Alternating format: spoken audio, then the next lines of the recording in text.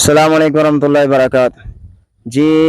मैं कर अतीक अपने YouTube channel Atiq Rafiq TV तो अज माशाअल्लाह मौसम बड़ा खुशगवार आ। तुसी ये देखो सैडां ते फसलां असी देखन आए सीगे। सुबह बारिश बड़ी हुई, गाचे साडे च पानी बड़ा सीगा ते आ चरी आ जिन्नू जवार बोलदे आ, इंदे च भी काफ़ी पानी सीगा। ये भी टेढ़ी टूढ़ी होई पई है ते हुण भी तकरीबन शाम का टाइम है 5:30 का ते हवा ठंडी चल रही है। मौसम अल्लाह ताला ने बड़ा खूबसूरत बनाया, बड़ा सोहना बनाया। बड़ी हवा चलन लग गई।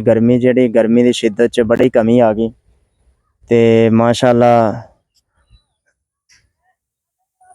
सबर चारा भी आम हो जाऊगा।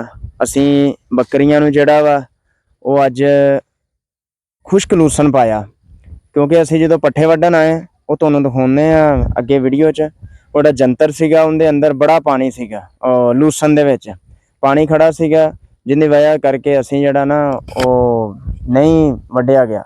गाचा ही लै गए, गाचा वड्डियां डंगरां नूं पाया ते जिहड़ा लूसन वो जिहड़ा असी खुश्क कीता सीगा वो जिहड़ा लूसन ही अज फिर असी बकरियां नूं पाया। ते इंशाअल्लाह बकरियां दी वीडियो तुहानूं बना के दिखावांगे।